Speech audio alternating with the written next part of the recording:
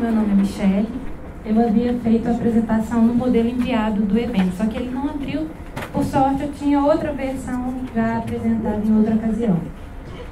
Eu vou, antes de começar a falar da apresentação da tese, só situar um pouquinho que a minha relação com os estudos de egressos começou ainda na graduação, no finalzinho da graduação, quando da elaboração do TCC. E aí, com a professora Maria do Carmo Peixoto, que me orientou também no mestrado e no doutorado, eu realizei um estudo sobre os egressos de engenharia, de algumas engenharias aqui da instituição. Estava disponível um banco de dados, e aí eu analisei os dados para comparar a renda deles antes e após a conclusão da graduação. E foi interessante porque o estudo demonstrou que a maioria deles apresentava uma renda melhor que a das famílias deles quando eles começaram a estudar, e que isso era mais significativo para aqueles das camadas populares. Realizar esse estudo me deu mais vontade de compreender a relação entre formação no ensino superior e inserção profissional de egressos de carreiras diversas. E no mestrado, continuei os estudos com egressos, também a partir de um banco de dados de uma outra pesquisa aqui da instituição, que aplicou questionário para egressos de 5 cursos. Era um banco que tinha dados referentes a 722 egressos. E ele continha uma questão que me interessava muito, que era sobre o recebimento de assistência estudantil. Eu fui bolsista FUMP e eu via a exceção dos estudos que são referência do hoje professor Écio Antônio Portes, que não havia estudos na época que examinavam a inserção profissional e a mobilidade social de egressos que haviam recebido esse tipo de suporte. Então, eu, a partir dos dados dessa pesquisa, apliquei questionário, entrevistei egressos que haviam recebido assistência e comparei a situação deles com aqueles que não haviam recebido. E a pesquisa indicou que a assistência, além de permitir que eles concluíssem a graduação, ela também colaborou para diminuir a desigualdade social, porque eles estavam numa situação socioeconômica bem mais favorável do que as famílias deles, né? E como a gente sabe, o diploma, apesar dos pesares, ainda é um diferencial de inserção no mercado de trabalho em melhores condições. Eu sou pedagoga, eu sou graduada pela FAI, onde eu fiz também o mestrado e o doutorado. E aí no doutorado chegou a hora de pesquisar os egressos da minha carreira, que foi uma questão que me interessava muito, mas que eu fui adiando, porque como todo pedagogo sabe, ou professor da faculdade de educação, nossa formação ela é envolta em um percurso muito espinhoso, né? A graduação em pedagogia, um exemplo disso, um sintoma disso, é que foi a última a ter suas diretrizes curriculares aprovadas. Foram anos de muito debate e discussão sobre o que é a pedagogia, para que esse curso serve, ele é uma licenciatura, um bacharelado, ele deve voltar a ser os dois, como já foi no início de sua institucionalização no Brasil. E os debates no campo da educação, eles rendem muita controvérsia, e aí ele teve suas diretrizes aprovadas em 2006, o que pôs fim provisoriamente a muitos debates que levantaram até a possibilidade de se acabar com essa graduação. Durante uma época, se pensou que a formação da pedagogia em nível superior não era necessária, porque poderia ser feita nos cursos normais. E a formação do especialista poderia se dar na pós-graduação. Então, sabendo, já no meu percurso da graduação, como professora substituta da FAI durante um período, que era um curso com um histórico complicado, eu fui encará-lo no doutorado. E aí, eu tinha reduzido a apresentação por questões da limitação de tempo, e essa é uma apresentação original estendida. Eu vou ir pulando alguns slides, mas tentando apresentar para vocês o essencial da minha pesquisa. Você quer que eu vou passar para você? Eu agradeço, por favor. Bom, outro parêntese que eu gostaria de abrir é que a colega falou sobre a importância de se ampliar as pesquisas com egressos, incluindo questões sobre inserção profissional, análise de rendimentos, né? Na minha pesquisa, esses dados foram incluídos, mas como é uma amostra, né, um número de entrevistados pequenos, ele não é representativo. Mas fica também a minha consideração de que incluir esse dado é essencial, ainda mais considerando a hierarquia de cursos e carreiras e as diferentes possibilidades de inserção profissional. Quando eu me deparei com esse tema, só 2 outras pesquisas feitas com egressos da FAI e UFMG haviam feito um levantamento de todos os egressos, independente do tipo de formação, habilitação complementar cursada e independente do setor de atuação, que foram as pesquisas da professora da FAI, feita na década de 70, da Tambini, e uma pesquisa de outra professora, da Lima, feita na década de 90.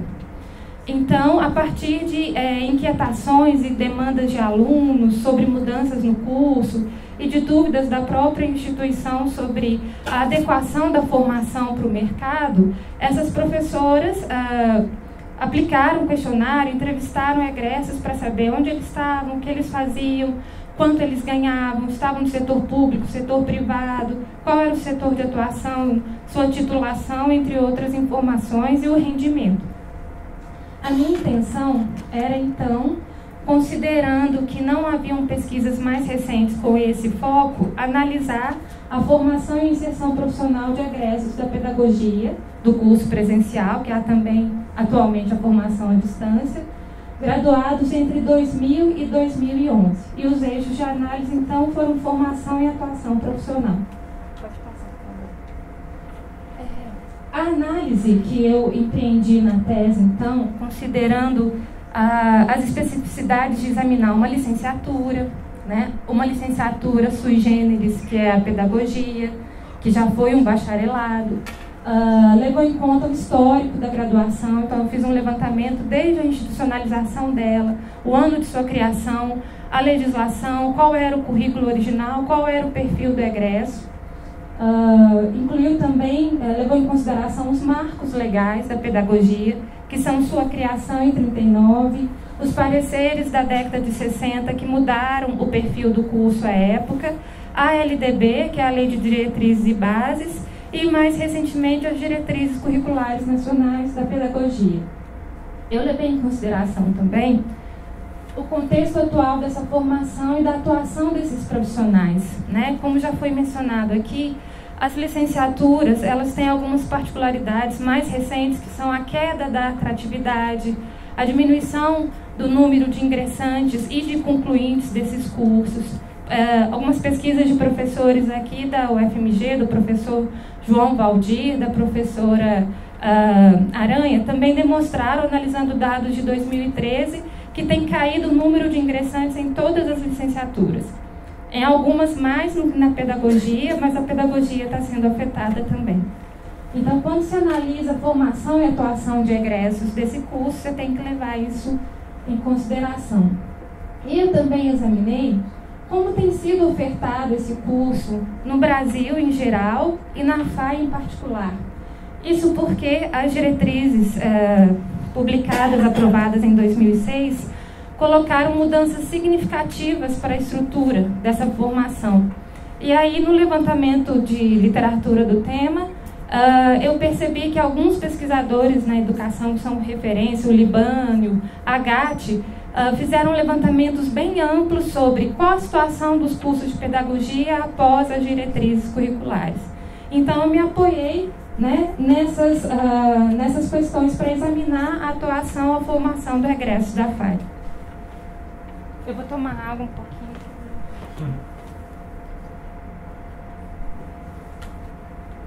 Eu vou passar bem por alto aqui. Então, a delimitação desse período, 2000 a 2011, levou em consideração a vigência de marcos legais do curso, as reformas curriculares realizadas mais recentemente lá no curso de pedagogia da FAI, o período de realização dessas reformas. Pode passar, por favor. E as etapas metodológicas incluíram, então, o levantamento e revisão bibliográfico da literatura da área, a confecção e aplicação de questionário semi-estruturado enviado por e-mail para todos os egressos formados no período que eu delimitei para estudo. E eu queria abrir um parêntese também sobre a dificuldade que nos estudos com egressos às vezes se encontra para ter acesso aos dados para entrar em contato com os egressos, né? Então, na época de realização da minha tese, foram vários meses parados até, mesmo com a aprovação do Comitê de Ética em Pesquisa, ter acesso à listagem de dados. Então, foi preciso vários procedimentos, vários documentos, eu me comprometendo novamente que eu iria manter a confidencialidade dos dados para, então, conseguir esses dados. E outro complicador que as pesquisas com egressos, às vezes, enfrentam é os dados desatualizados, né? Então, eram mais de 1.600 formados no período, cerca de 600, eu não me recordo agora exatamente, informaram e-mail, né? Só que a maioria era e-mail institucional.fmg. E aí, para entrar em contato com os egressos formados no período, os telefones estavam desatualizados. Então, eu enviei e-mail para todos que tinham mandado, informado e-mail aqui para casa. E depois de várias tentativas de contato, criação de grupo no Facebook, resubmissão de questionário, às vezes solicitando as pessoas para conversar com quem elas conheciam que tinham formado, eu consegui 59 respostas. E considerando que esse era um número menor e que não era composto da forma originalmente pensada, que era ter um grupo variado no que diz respeito ao gênero, raça, etnia, se estudou de manhã ou de noite, foi possível fazer a pesquisa com quem respondeu, né? Então, como os pesquisadores que estão aqui sabem, a gente vai se adaptando às situações. E para minorar isso, eu elaborei então um questionário bem amplo. Eu agradeço até hoje a todos que tiveram paciência para responder, que incluía questões pessoais, questões sobre o ensino médio cursado, questões sobre a renda familiar, questões sobre a forma de ingresso, o número de vestibulares, depois questões sobre gênero, raça, questões sobre a opção pelo curso, questões sobre a trajetória durante o curso e questões sobre a inserção profissional após a graduação e quando do período de aplicação do questionário. Eu também realizei entrevista com alguns professores da FAI. Isso porque, além de saber as percepções dos egressos, eu considerei que era importante saber as percepções dos formadores destes egressos, né? E ainda mais porque havia sido realizada uma reforma curricular, que havia mudado, né, de certa forma, a conformação desse curso. Bom, eu não vou ler tudo isso. A estrutura da tese, então, contempla tudo isso. São dedicados 2 capítulos para o estudo com egressos, um dividido as questões de percepção sobre o curso e o outro as questões sobre a percepção sobre a inserção profissional. Aqui também é um quadro que, como eu já falei sobre o levantamento que eu fiz e para considerar a legislação, o histórico desse curso, a cada período e a cada legislação, eu tentei compreender qual era a estrutura do curso, qual era o perfil do egresso, identificando as críticas que eram feitas. Então, quando eu falo que o histórico dessa graduação é marcado por dissensos, é porque desde a criação haviam críticas, né? Algumas delas ainda hoje em aberto, outras já melhor equacionadas. Então, lá na década de 30, era um modelo com 3 anos de bacharelado e 1 ano adicional de licenciatura para quem quisesse ser também licenciado. E o curso formava um bacharel, né, e ou licenciado. Então, o bacharel ele ia para atividades técnicas. O licenciado poderia dar aula no curso normal. E o curso era acusado de separar os conteúdos estruturantes da pedagogia, por separar justamente nesse modelo 3+1, de lado as ciências, do outro lado a didática, né? Então esse modelo veio a ser posteriormente extinto e a licenciatura passou a ser cursada concomitantemente ao bacharelado. Mais tarde ainda, na década de 60, se extinguiu o bacharelado e a pedagogia desde então é uma licenciatura. apesar desse questionamento, sempre em épocas de reforma, retornar.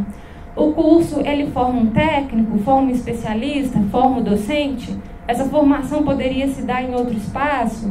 A pedagogia é o espaço por excelência para formar esse profissional professor? Então, durante esse período todo, foi se questionando isso. E nos anos 60, então, foram criadas as habilitações. Quem é da área da educação conhece muito. Por um lado, elas trouxeram uma maior especificação do que, para que serve o pedagogo. Ele é mais um licenciado, outro licenciado poderia fazer o que ele faz? As habilitações permitiram, então, trazer mais especificação ao introduzir, né, na formação. Olha, o pedagogo ele pode escolher entre dar aula no curso normal, ou então ser professor do ensino de primeiro grau, ou ser um especialista. Na época, então, o pedagogo se formava ou em orientação, ou em administração, ou supervisão, ou inspeção escolar. Eu vou acelerar bastante agora, que meu tempo já está extinguindo. Pode, por favor. Bom, pode parar. Aqui? Pode.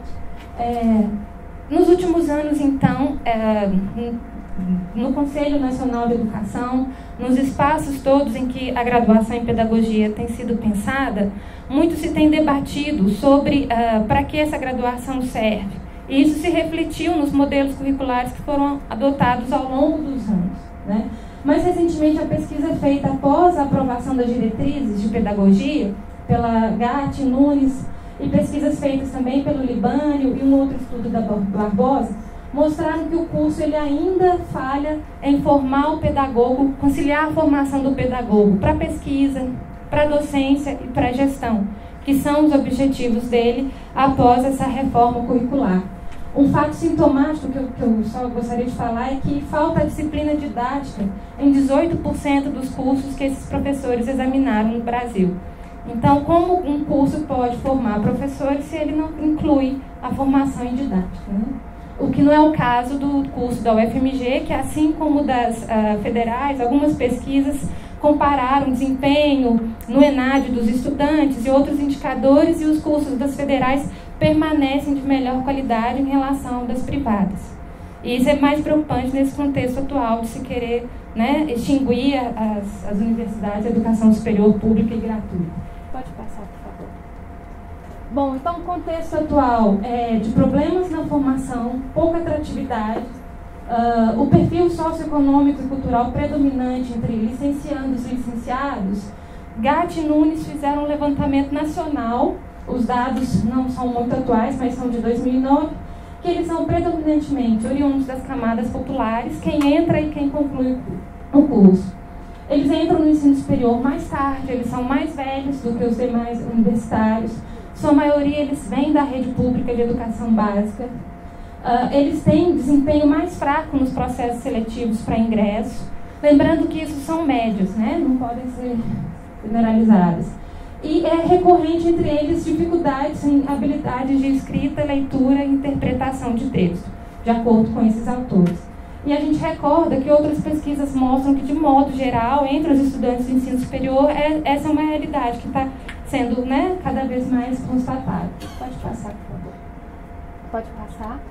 Bom, eu fiz um levantamento grande sobre como é o curso da UFMG, desde a criação dele até as últimas reformas. Eu não vou entrar nisso agora, mas para quem tiver curiosidade, a tese traz levantamentos das reformas curriculares realizadas desde a década de 70 até a última reforma, comparação dos modelos curriculares.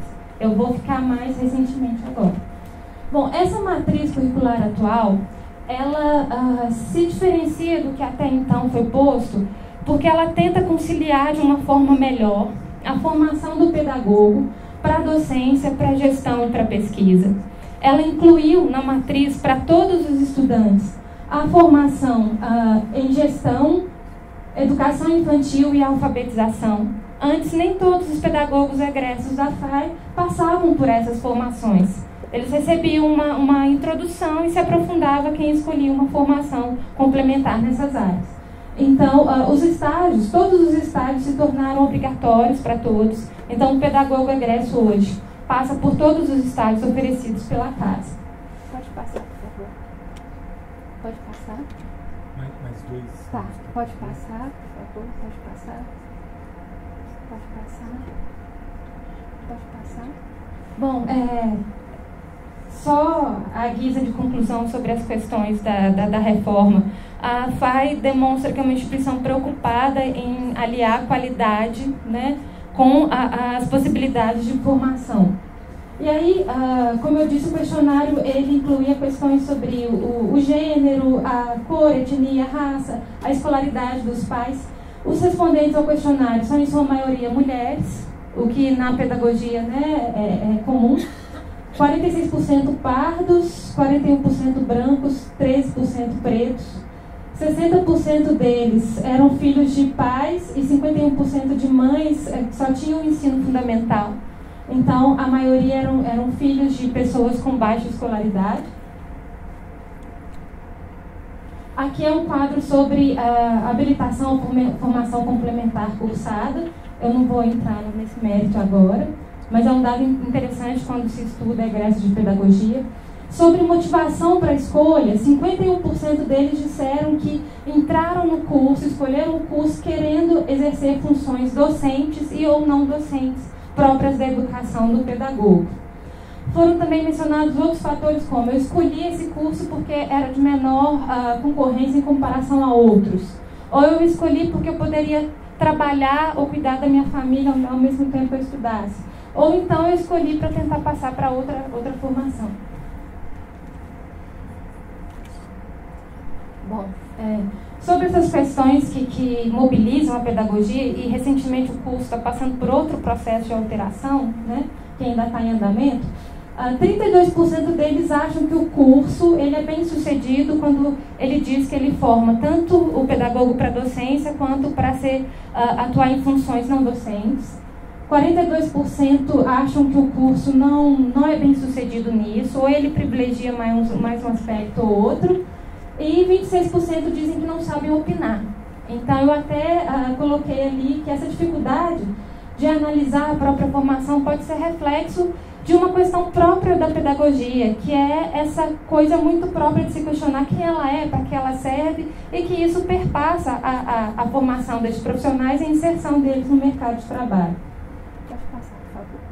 Pode passar. Bom, eu não vou entrar nos detalhes, mas eu questionei sobre o que pensam da formação, o que pensam de cada bloco de disciplinas ofertado, o que pensam dos estágios. E alguns deles dizem o seguinte: o curso é muito teórico, ou então o curso é muito prático, o curso forma muito para a escola, eu queria ir para outros setores de atuação. As opiniões deles refletem muitos dos dissensos que há entre os pesquisadores também sobre essa formação. Mas, de modo geral, independente do período que eles cursaram, eles acham que foi um curso muito bom, que tem diferencial em relação aos cursos de outras instituições de ensino superior. Alguns deles se acham mais preparados para o mercado e outros deles falam que tiveram que continuar estudando para aprofundar a formação, que o curso tenta falar de tudo, mas acaba falhando nesse aspecto. E aí, para concluir, por favor, pode passar. Pode passar. Pode passar. Aí eu deixo quanto aos rendimentos, né, eu não vou ter tempo de entrar nisso, independente do setor de atuação, eles se concentravam na faixa entre 3 a 5 salários mínimos. Havia vários egressos que cursaram mestrado ou doutorado, ou estavam cursando. Eles disseram que conseguiram encontrar um sentido em cursar a pedagogia, pensando em ser profissionais do ensino superior, ser docentes do ensino superior. A renda também não era afetada por fatores como gênero e raça, apesar de doutores, que eram poucos entre os 59, estarem na faixa mais elevada de renda. E haviam também alguns pedagogos, a maioria estava na escola, a maioria em funções de docência, mas havia uma parte dos pedagogos que não estavam na escola, estavam em setor público, estavam em outras instituições, mas desenvolvendo atividades ligadas à pedagogia. Então, eram responsáveis por área de formação dos Correios, trabalhavam na Prodabel, formulando cursos. Eu vou ter que encerrar aqui, né, por causa do tempo, mas eu gostaria de deixar uma reflexão sobre... Em relação a esse contexto atual de desmonte das políticas públicas em vários setores, fica cada vez mais importante demarcar politicamente por que o curso é como é e por que ele forma os egressos como forma. Então, realizar essa pesquisa me permitiu perceber que formar o pedagogo a partir da docência para poder atuar em outros setores, inclusive fora da educação, é uma opção política importante para se lutar por uma educação pública básica de melhor qualidade. E que a FAI e o FMG, mesmo com os percalços, com problemas, tem ao longo dos anos encampado a docência como base, ainda que possam ser feitas críticas a respeito disso, né?